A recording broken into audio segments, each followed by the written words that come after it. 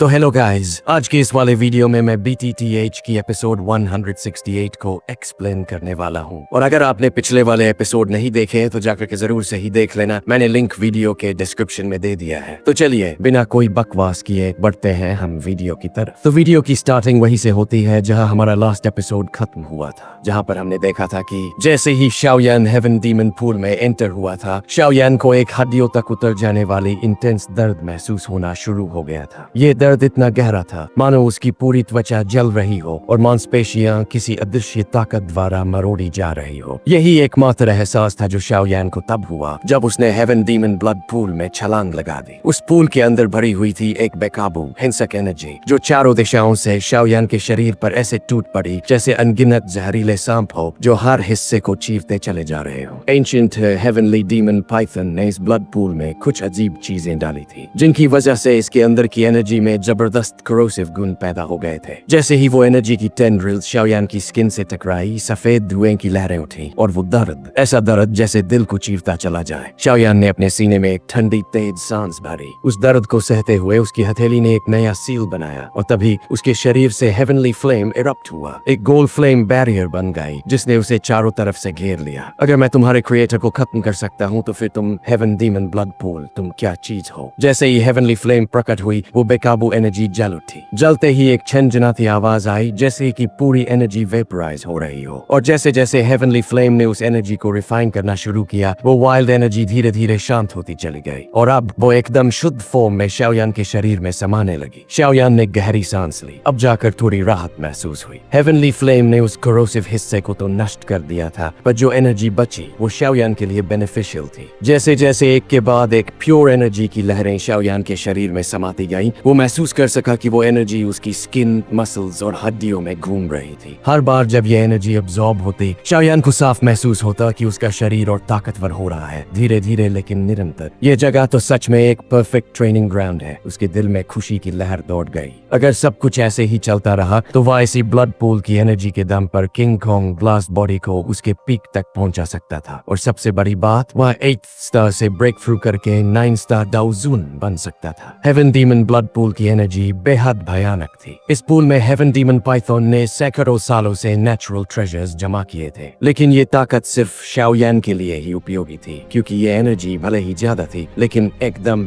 Impure थी। Haven demon Python जैसे brute creatures के लिए ये एनर्जी फिट थी। उनकी कब्ज अगर इसे अब्सॉर्ब करती तो शायद वो इवॉल्व कर पाती, लेकिन अगर कोई इंसान इसे अब्सॉर्ब करने की कोशिश करता तो उसका पूरा इंटरनल सिस्टम गड़बड़ा जाता, उसके सालों की मेहनत भी बेकार हो जाती। लेकिन शाओयान अलग था। उसके पास था हेवनली फ्लेम। उसकी टेम्परेचर इतनी फ्राइटफुल थी कि सारी इम्प्योरिटीज एक झटके में जलकर राख हो जाती। अब शाओयान ने अपने पैर मोड़े और क्रॉस लेगेड उस ब्लड पूल के बीच बैठ गया। लगातार एनर्जी उसके शरीर में समा रही थी। उसकी आंखें बंद थी और वो शांति से ब्रेक थ्रू के उस पल का इंतजार कर रहा था। 2 दिन ऐसे ही बीत गए। काइलिन, लिटिल फेरी डॉक्टर, यून यून और बाकी सभी हेवन डीमन पाइथन की टेरिटोरी में उसी माउंटेन पर रुके हुए थे। ये इलाका काफी सेफ था क्योंकि यहाँ कोई फेरोशियस बीस्ट नहीं था। एंशिएंट हेवन डीमन पाइथन जो चिंगलिन के कंट्रोल में था, उसे बाहर छोड़ दिया गया था। वो बस माउंटेन के टॉप पर कॉइल बनाकर बैठा था और पूरे दिन एक डेंस ब्लैक फॉग उगलता रहता था। इन 2 दिनों में कई एक्सपर्ट्स वहाँ आए, लेकिन जैसे ही उन्होंने उस डरावने जानवर को देखा, उनके चेहरे बदल गए और उन्होंने रास्ता बदल लेना बेहतर समझा। आखिर कोई भी इंसान एक पीक डाउजून लेवल के रेड आइड बीस्ट से बेवजह भिड़ना नहीं चाहता, और इसी फियर की वजह से वो सभी लोग शांति से रह सके और शाओयान की ब्रेक थ्रू का इंतजार कर सके। इधर केव के अंदर ब्लड पूल का पानी अब आधा रह गया था। उसका स्कारलेट रंग भी काफी फीका पड़ चुका था। शाओयान ने इन 2 दिनों में उसकी आधी से ज्यादा एनर्जी अब्सॉर्ब कर ली थी। पूल के बीचों बीच शाओयान का आधा शरीर दिखाई दे रहा था। उसकी स्किन अब 2 दिन पहले से कहीं ज्यादा गुलाबी और ब्लड रिच लग रही थी, जैसे उसके अंदर हजारों गैलन्स खून जमा हो। वो अब भी बिल्कुल स्थिर था, एकदम मूर्ति की तरह। लेकिन हर कोई महसूस कर सकता था कि उसके अंदर एक वोल्केनो जैसा एनर्जी बिल्ड हो रहा है, एक ऐसा विस्फोट जो ब्रेक थ्रू की तलाश में है। और फिर तीसरा दिन आ गया। ब्लड पूल का पानी अब पूरी पूरी तरह सूख चुका था। अब उस सूखे पूल में दिखने लगे सैकड़ों हजारों डेंस व्हाइट बोन्स। इन बोन्स में कुछ अजीब अनजाने पदार्थ भरे थे और शाओयान उन्हीं हड्डियों के बीच बैठा था। उसकी स्किन के नीचे एक blood coloured light quietly circulate हो रही थी। 2 घंटे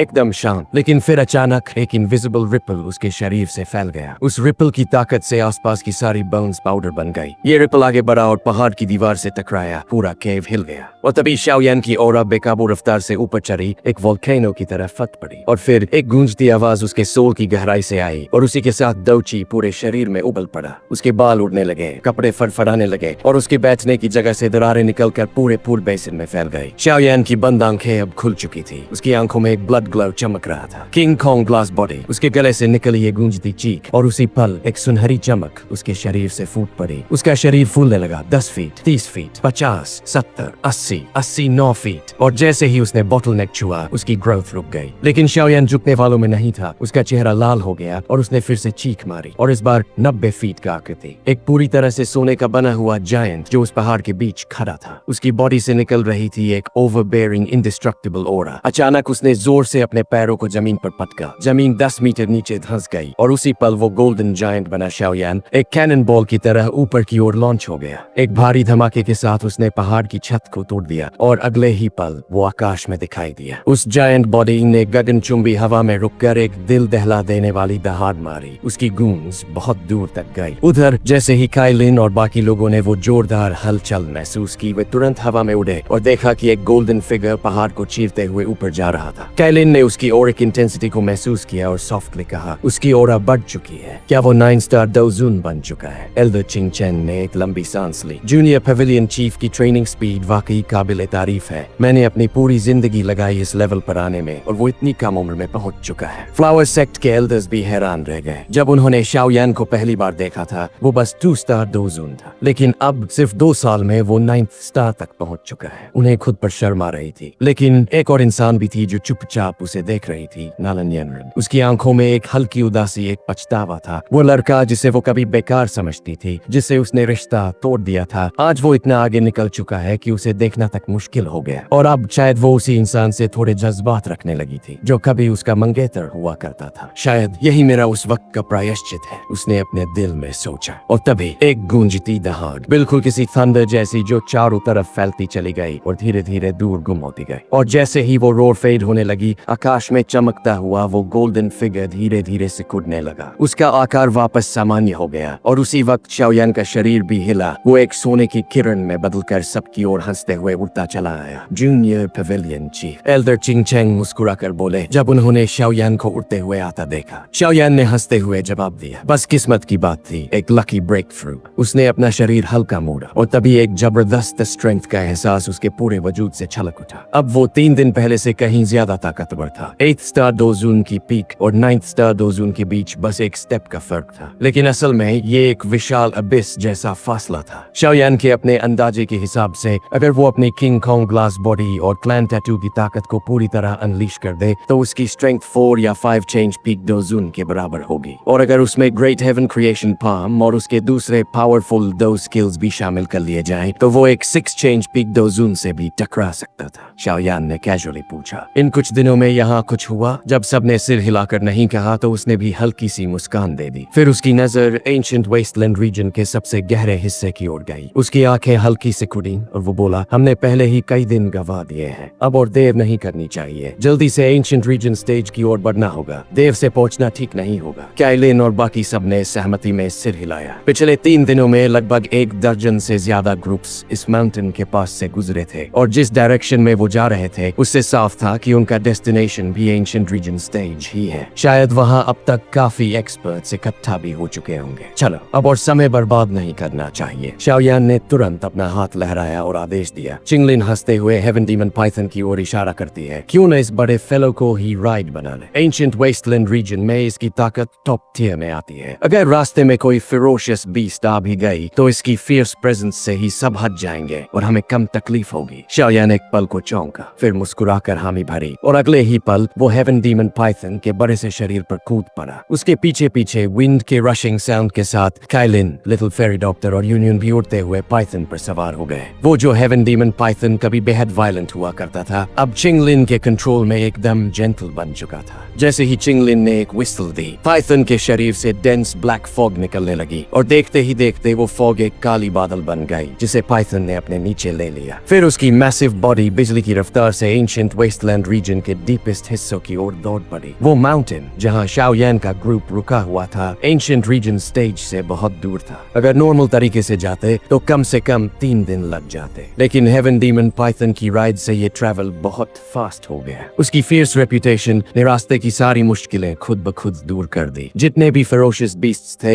वो पाइथन की प्रेजेंस महसूस करते ही रास्ते से हट गए। जो बीस्ट्स उसकी स्ट्रेंथ के बराबर थे उन्होंने भी टक्कर लेने की हिम्मत नहीं की और यूं शाओयान का स्पीड बहुत ज्यादा बढ़ गया। रास्ते में शाओयान को कुछ नई फैक्शंस भी मिली। ज्यादातर वो फैक्शंस थी जिनका नाम उसने पहले कभी सुना भी नहीं था। ये वो क्लैंस थे जो अक्सर लो प्रोफाइल रहते थे। जैसे एक फैक्शन था क्लाउड विंड सेक्ट। शाओयान ने इसका नाम तक नहीं सुना था, लेकिन उनके पास 3 पीक डोजून एक्सपर्ट्स थे। उनमें से एक तो आधा कदम बैन शेंग में भी रख चुका था। मतलब ये फैक्शंस प्रोफाउंड स्काई सेक्ट जैसे बड़े नामों के एल्डर्स या इवन ग्रैंड एल्डर्स के बराबर ताकत रखते थे। फिर भी शाओयान ने उनसे दोस्ती करने की कोई कोशिश नहीं की। सभी फैक्शंस एक ही मकसद से आए थे, बोधिसत्व एंशिएंट ट्री। और जब मकसद एक हो तो चाहे रिश्ता जितना भी सॉफ्ट क्यों न हो वो टूट ही जाता है। कुछ फैक्शंस शाओयान के राइड को देखकर आगे आना चाहते थे दोस्ती जताने के लिए, लेकिन शाओयान ने उन्हें मौका ही नहीं दिया। उसने चिंगलिन को सिग्नल देकर स्पीड और बढ़वा दी और जो लोग कांटेक्ट करना चाहते थे वो वहीं पीछे रह गए। 2 दिन तक बिना किसी रुकावट के यात्रा करते हुए शाओयान और उसका ग्रुप धीरे धीरे एंशिएंट रीजन स्टेज के एरिया तक पहुंच गया। एंशिएंट रीजन स्टेज एक ऐसा जगह जिसे लेकर कहा जाता है कि यहाँ एंशिएंट काल में एक भीषण युद्ध हुआ था। बहुत सारे पावरफुल एक्सपर्ट्स उसी बैटल में मारे गए थे और उस युद्ध की तीव्रता ने इस जमीन पर एक अजीब दबाव पैदा कर दिया था। यही वजह थी कि एंशिएंट वेस्टलैंड रीजन के इतने खतरनाक इलाके में सिर्फ यही एक जगह थी जहां कोई फेरोशियस बीस्ट फटकने तक की हिम्मत नहीं करता। साथ ही ये एंशिएंट रीजन स्टेज मिडिल और डीपेस्ट रीजन के बीच के इंटरसेक्शन पर था। यहीं से डीपेस्ट रीजन में प्रवेश किया जा सकता था, इसलिए ये जगह एक सेफ रेस्टिंग स्पॉट बन चुकी थी। जब शाओयान का ग्रुप एंशिएंट रीजन स्टेज से करीब 5 किलोमीटर दूर था तब हेवन डीमन पाइथन को वापस विथड्रॉ कर लिया गया। उसका आकार बहुत बड़ा था जो सबका ध्यान खींचता और फिलहाल अननेसेसरी ट्रबल से बचना जरूरी था। इसके बाद शाओयान और उसका ग्रुप हवा में और करीब 10 मिनट तक उड़ते रहे और तभी उनके सामने एक विशाल स्क्वायर प्रकट हुआ। सभी थोड़े चौंक गए, लेकिन फिर जैसे ही उन्होंने वहां खड़े इंसानों की भारी भीड़ देखी सब कुछ साफ हो गया। यही थी एंशिएंट रीजन स्टेज। शाओयान ने धीमे स्वर में कहा, एवरीवन सावधान रहना। ये एंशिएंट वेस्टलैंड रीजन का सबसे खतरनाक इलाका था और इतने सारे लोगों को एक साथ देखकर एक पल को भले ही दिल को राहत मिली हो, लेकिन शाओयान जानता था कि यह भरोसा नहीं किया जा सकता। सबने उसका इशारा समझते हुए सहमति में सिर हिलाया। कुछ ही पलों में वे 1000 मीटर से ज्यादा की दूरी तय कर चुके थे और जैसे ही वे मैसिव स्क्वायर के पास पहुंचे उन्होंने धीरे धीरे अपनी उड़ान रोकी और लैंड किया। उनके अराइवल ने कुछ लोगों का ध्यान खींचा, लेकिन ज्यादा देर किसी ने नहीं देखा क्योंकि हर कुछ देर में कोई न कोई ग्रुप यहाँ आ ही रहा था। इन लोगों पर खून की बदबू बहुत ज्यादा है। शाओयान की नजर पूरे क्राउड पर घूमी। कई छोटे छोटे सर्कुलर ग्रुप्स में बांटे हुए लोग जिनसे एक जैसी ब्लडी सेंट आ रही थी, लेकिन ये इंसानों का नहीं बल्कि फेरोशियस बीस्ट्स का खून था। क्या ये लोग मिलकर उन बीस्ट्स का शिकार कर रहे हैं? शाओयान के दिल में सवाल उठा, पर उसने कुछ कहा नहीं, बस अपने ग्रुप के साथ स्क्वायर के बीच की तरफ बढ़ता रहा। गू क्लैन जैसी ताकतवर क्लैन शायद इस मौके को हाथ से नहीं जाने देंगे, क्योंकि बोधिसत्व हार्ट और बोधिसत्व सीड जैसे आइटम्स उनके यंगर जनरेशन के लिए चमत्कारी हो सकते थे। कुछ नए एलिट डोशेंग्स तक निकल सकते थे, लेकिन शाओयान को गू क्लैन से कोई मतलब नहीं था। उसे तो सिर्फ शून्य चाहिए थी। गू क्लैन में उसकी स्टेटस इतनी हाई थी कि वो जरूर इस मौके पर भेजी गई होगी। काइलिन की खूबसूरती, यूनियन की शालीनता और लिटिल फेरी डॉक्टर की डिवाइन प्रेजेंस, इनके कारण उनका ग्रुप स्क्वायर में काफी अटेंशन अट्रैक्ट कर रहा था। कुछ लोगों की निगाहें तो इतनी बोल्ड थी कि उन तीनों के चेहरे भी ठंडे पड़ने लगे। शाओयान चारों तरफ देखता रहा, लेकिन कोई जान पहचान वाला नहीं मिला और जैसे ही वो स्क्वायर के सेंटर के पास पहुंचा उसने एक बात नोट की। जो लोग बीच में थे उनकी ऑरा ज्यादा स्ट्रॉन्ग थी और जो लोग बाहर थे वो कंपैरेटिवली वीकर। ये नेचुरली हुआ था या किसी ने जानबूझकर ऐसा किया था, ये समझ नहीं आया। शाओयान ने भौहें सिकोड़ ली, लेकिन उसकी रफ्तार धीमी नहीं हुई और फिर वो सबकी नजरों के सामने स्क्वायर के मिडिल तक पहुंच गया और वहीं उसके सामने आया एक मैसिव स्टोन स्टेज जो लगभग 1000 फुट लंबा और 2 मीटर ऊंचा था। कुछ लोग उस स्टेज पर भी मौजूद थे कम संख्या में, लेकिन उनकी एक बात कॉमन थी, उनकी ऑरा बेहद शक्तिशाली थी। शाओयान एक पल को रुका, लेकिन फिर कोई ज्यादा सोच नहीं की। उसकी नजर स्टेज पर घूमी और तभी एक हल्की मुस्कान उसके चेहरे पर आई, क्योंकि अब वो पहचान चुका था कुछ पुराने परिचित चेहरे, खास तौर पर भीड़ में बैठी वो हरी पोशाक वाली सुंदर लड़की जिसकी आंखें बंद थीं, लेकिन जिसकी मौजूदगी ने शाओयान की आंखों में एक नर्म चमक ला दी। चलो कुछ पुराने लोगों से मिल लेते हैं, शाओयान ने सबको कहा और स्टेज की ओर बढ़ चला। लेकिन जैसे ही उसने स्टोन स्टेज पर कदम रखा, वो महसूस कर सका एक ठंडी नजरें उस पर गड़ी हुई थी और उसी के साथ एक ठंडी आवाज हवा में गूंज उठी, ये जगह तुम्हारे लायक नहीं है, भाग जाओ। शाओयान के कदम वहीं रुक गए। उसने धीरे से अपना सिर घुमाया और मुस्कुराते हुए होंठों के किनारे हल्का सा आंख बनाते हुए बोला, फेंगचिंग एर। स्टोन स्टेज पर जैसे ही वो आइसी कोल्ड वॉइस गूंजी, सभी की नजरें हैरानी से उस डायरेक्शन में मुड़ गईं। कुछ लोगों की आंखों में तो साफ ग्लोटिंग एक्सप्रेशंस थे, जैसे मानो वो शाओयान और फेंगचिंग एर के बीच होने वाले टकराव का मजा लेने वाले हों। शाओयान के जी। फेंगचिंग एर की आवाज ने स्टोन स्टेज के एक कोने में बैठे गू क्लैन के ग्रुप का ध्यान भी अपनी तरफ खींचा। वहीं बैठी वो ग्रीन क्लोथ्ड यंग लेडी जो अभी तक अपनी आंखें बंद करके शांत बैठी थी, उसने अचानक अपनी आंखें खोली। उसकी नजर सीधे उस स्किनी लड़के पर पड़ी जो अभी अभी स्टोन स्टेज पर चढ़ा था। एक पल को वो चौंकी, फिर उसकी आंखों में एक हल्की सी खुशी की चमक आ गई। बगल में बैठे सिल्वर रोब्ड मैन जो गू क्लैन के 4 ग्रेट जनरल्स में से एक गू हुआ था, उसने हल्की मुस्कान के साथ कहा, लगता है शाओयान किसी मुश्किल में फंस गया है। वही गू हुआ जो पहले हेवनली टूम में शाओयान के साथ ट्रेनिंग कर चुका है। शाओयान का चेहरा थोड़ा सख्त हो गया। उसने फेंगचिंग एर की तरफ देखते हुए कहा, ये हेवन डीमन फीनिक्स ट्राइब तो हद ही पार कर रही है। गू चिंगयांग ने धीरे से हंसते हुए जवाब दिया, घबराओ मत, शाओयान खुद संभाल लेगा। उसे साफ महसूस हो रहा था कि शाओयान अब 9 स्टार डोजुन बन चुका है और अगर वो 5 स्टार डोजुन होते हुए भी गू याओ जैसे 8 स्टार पीक लेवल एक्सपर्ट को हरा चुका है तो अब तो ये और भी आसान है। सुनेर ने धीरे से सिर हिलाया। उसकी आंखें एक पल को शाओयान के पीछे खड़ी चाइलिन पर ठहर गई और उसकी आंखों में हल्की सी अनजानी सी फ्लक्चुएशन उभरी। अब तक जो स्टोन स्टेज पर शोर था वो एकदम शांत हो गया। हर किसी की नजर अब शाओयान पर टिक गई थी। एक शोर मचाती लड़की, इस पर ध्यान देने की जरूरत नहीं है। शाओयान बस मुस्कुराया, बिना पलटे फेंगचिंग एर की तरफ पीठ किए हुए ही बोला और सीधे स्टेज की ओर कदम बढ़ा दिए। फेंगचिंग एर का चेहरा गुस्से से हरा पड़ गया। उसकी आंखों में बर्फ जैसी ठंडक थी। उसने हाथ घुमाया और एक कलरफुल एनर्जी पिलर बिजली की तरह फटते हुए शाओयान की ओर लपका। शाओयान की चाल थमी। उसने अपना बायां हाथ उठाया और उस कलरफुल पिलर को एक झटके में पकड़ लिया। उसी पल उसके हाथों से एक फ्राइटनिंग हेवनली फ्लेम बाहर निकली और उसी पिलर के जरिए फेंगचिंग एर की तरफ चपटी। फेंगचिंग एर ने अपनी उंगलियों से वो पिलर बीच में से काट दिया, लेकिन तभी उसके शरीर से एक एंशिएंट और एक्सट्रीमली पावरफुल ऑरा चारों तरफ फैल गया। एक अर्थ शेकिंग फीनिक्स क्राई भी हवा में गूंजा। ये फीलिंग, ये सच में एंशिएंट हेवन फीनिक्स का ही है। शाओयान के मन में एक हल्का सा झटका लगा। उसे याद आया कि ऐसी ही ऑरा उसने एंशिएंट फॉरेस्ट में एक मरे हुए हेवन डीमन फीनिक्स स्केलेटन के पास महसूस की थी। फेंगचिंग एर ने नफरत से भरी आवाज में चीखा, शाओयान, आज तू अपनी जान से मेरी तकलीफ का बदला देगा। असल में जब शाओयान की टीम ने ड्रैगन फीनिक्स ओरिजिन फ्रूट छीना था तो उसके बाद फेंगचिंग एर की टीम को पनिशमेंट झेलनी पड़ी और तब उन्हें एंशिएंट फॉरेस्ट से लाया गया हेवन फीनिक्स कॉर्प्स मिला जिसमें थोड़ी सी एसेंस ब्लड छिपी थी। वो भी इतनी कमजोर कि उसे पाने के लिए 80 लोगों में बोन ट्रांसप्लांटेशन करना पड़ा, पर इन 10 में से 8 की मौत हो गई। सिर्फ 2 लोग ही जिंदा बचे और उनमें से एक थी फेंगचिंग।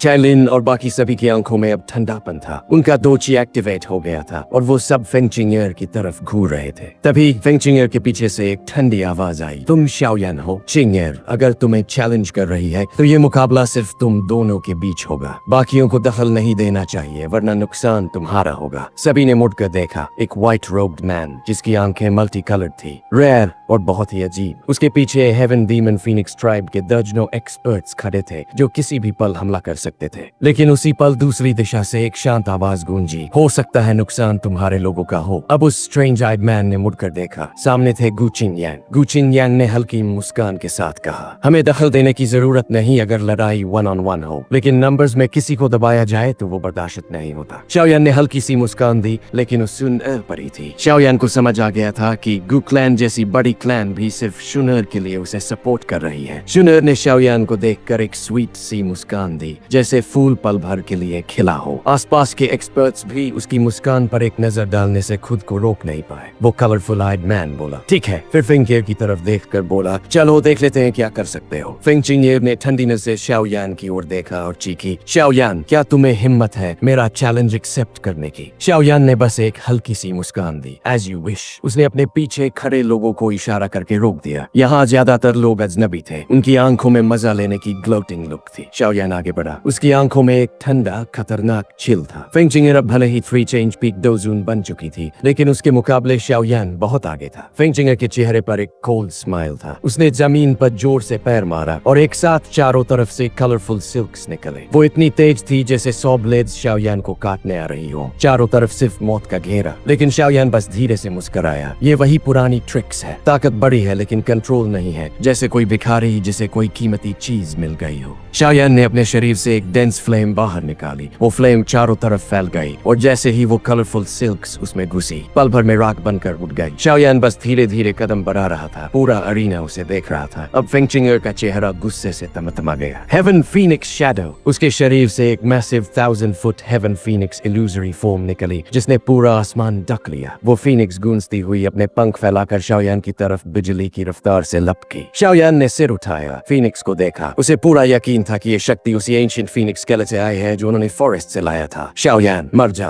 फेंग चिंगर की आवाज से पूरी जगह गूंज गई। अब शाओयान के पास पीछे हटने का भी रास्ता नहीं था, लेकिन शाओयान बस हंसा। अब भी वही छोटी छोटी ट्रिक्स। वो मुस्कुराया और उसके डार्क ब्लैक आई से एक तेज गोल्डन लाइट बाहर निकली, जैसे आसमान में कोई गोल्डन सन अचानक इरप्ट कर गया हो। ज्यादातर लोग उस चुभती हुई ब्राइट लाइट से अपनी आंखें सिकोड़ने लगे। जहाँ वो रोशनी फैली थी वहाँ कोई इंसानी फिगर दिखाई नहीं दे रहा था, बस चारों तरफ आंखों को चकाचौंध कर देने वाली गोल्डन लाइट। हालांकि कुछ देख नहीं पा रहे थे, लेकिन स्क्वायर पर मौजूद ये लोग कोई आम इंसान नहीं थे। उनकी संवेदनाएं साफ महसूस कर रही थी। आसमान में एक विशाल हेवन फीनिक्स इल्यूजरी फिगर, जिसके अंदर से निकल रही थी बेहद मैजेस्टिक और टेरिफाइंग एनर्जी। और फिर वो सीधा टकराया उस जगह से जहाँ शाओयान खड़ा था। जैसे ही टक्कर हुई, पूरा स्क्वायर जोर से हिल उठा। जमीन पर से एक जबरदस्त एनर्जी रिपल निकली, जो गोलाकार रूप में बाहर की तरफ फैल गई। जो एक्सपर्ट्स पास खड़े थे, उन्हें भी 2-3 कदम पीछे हटना पड़ा। वो वाइल्ड और वायलेंट एनर्जी फैल रही थी। सबने जबरदस्ती आंखें खोली, लेकिन चारों तरफ सिर्फ धूल थी। किसी को एग्जैक्ट सिचुएशन नजर नहीं आ रही थी। कुछ एक्सपर्ट्स ने सर हिलाया। ये बंदा पीक डोजून की फुल फोर्स अटैक के सामने इस तरह अकड़ रहा है, वाकई अपनी मौत को बुला रहा है। फेंग चिंगर ने उस धूल से भरे स्पॉट की तरफ देखा। उसकी टेंशन थोड़ी ढीली पड़ी और नथुनों से एक ठंडी सांस छोड़ी। शाओयान से मिलने के बाद पहली बार उसने उसे इस हाल में पहुंचा दिया था, लेकिन उसकी ये ठंडी सांस अभी पूरी भी नहीं हुई थी कि अचानक उसी धूल भरे हिस्से की जमीन हिल गई और फिर एक गोल्डन लाइट बिजली जैसी रफ्तार से बाहर निकली। वो रोशनी पहले तो विशाल थी, लेकिन पलक झपकते ही सिकुड़कर एक पतली दुबली आकृति में बदल गई और अगले ही पल वो शख्स भूत की तरह फेंग चिंगर के सामने अपीयर हो गया। फेंग चिंगर की आंखों में हैरानी की लहर दौड़ गई। तुम, ये कैसे पॉसिबल है? शाओयान बिल्कुल सही सलामत, कपड़े तक जस के तस। लेकिन इससे पहले कि वो अगला अटैक कर पाती, एक हथेली तेजी से उसकी आंखों में भर गई। पत्थर के स्टेज पर एक साफ थप्पड़ की आवाज गूंजी। सबने देखा फेंग चिंग का नाजुक शरीर उठकर गिरा। जमीन पर घिसता हुआ लगभग 100 मीटर दूर जाकर रुका। उसके खूबसूरत चेहरे पर खून सा लाल हथेली का निशान था, होंठ के कोने पर ब्लड और आंखों में अब भी डिसबिलीफ की झलक। शाओयान ने इतनी जोर से मारा था कि वो सीधे बेहोश हो गई। तुम्हारी स्ट्रेंथ चाहे जहां से आई हो, वो तुम्हारी अपनी नहीं है। तुमने किसी अनऑर्थोडॉक्स तरीके का इस्तेमाल किया है। शाओयान की ठंडी नजरों में कोई लहर नहीं थी। उसकी आवाज काम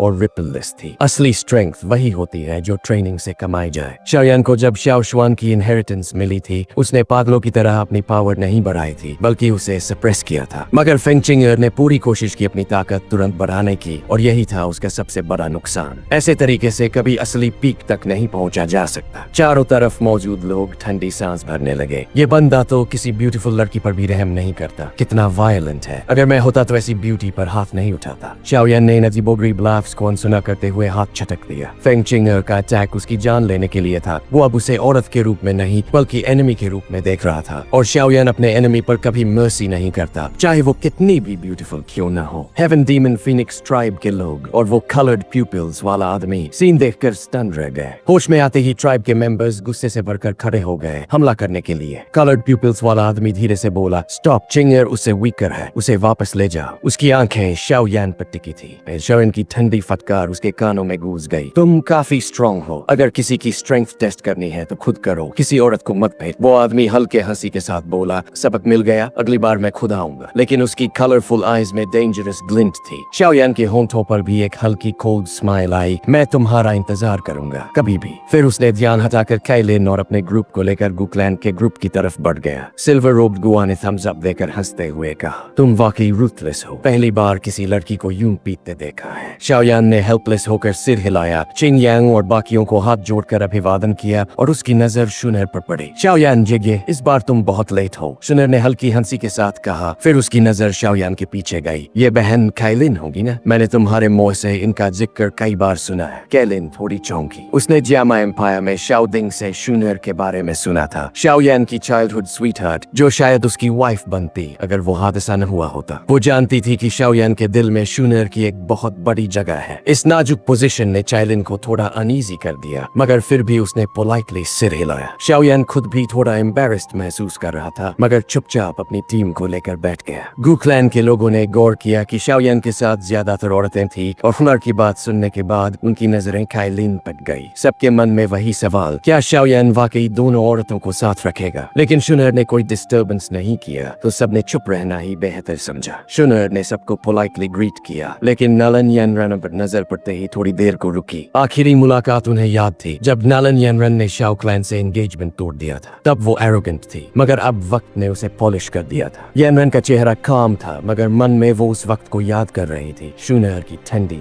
धीमी आवाज, लेडी नालन, उम्मीद है जो आज किया है उसका पछतावा नहीं होगा। वो पछतावा सच में आ चुका था, लेकिन अब उसका कोई फायदा नहीं। शाओयान जी, तुम एंशिएंट वेस्टलैंड रीजन में बोधिसत्व एंशिएंट ट्री के लिए आए हो, सही? शाओयान ने तुरंत सिर हिलाया। शुनर के काम व्यवहार ने उसके दिल में और गिल्ट भर दिया। अगर हम और नॉर्थ की तरफ जाएं तो डीपेस्ट पार्ट में बोधिसत्व एंशिएंट ट्री मिलेगा, लेकिन उससे 50 किलोमीटर पहले एक फेरोशियस बीस्ट आर्मी ने पूरा रास्ता घेर रखा है। वहाँ से गुजरे बिना आगे पहुँचना नामुमकिन। पिछले कुछ दिनों में सबने कोशिश की है, मगर नाकाम रहे। उनकी तादाद बहुत बड़ी है और कुछ बेहद पावरफुल बीस्ट्स भी है, इसलिए सबको साथ मिलकर लड़ना होगा। और हाँ, वो टेम्पररी अलायंस उसी ने सजेस्ट किया था, वो हॉल ऑफ सोल से है और हन क्लैन की यंगर जनरेशन के उन 2 लोगों में से एक है जो शायद अगला क्लैन चीफ बने। शाओयान का दिल धक से रह गया। उसकी नजर शुनर की दिशा में घूमी। सूरज की रोशनी शुनर के चेहरे पर पड़ रही थी, जो प्योर लोटस जैसी लग रही थी, बिल्कुल अलग काइलिन की सेडक्टिव ब्यूटी से।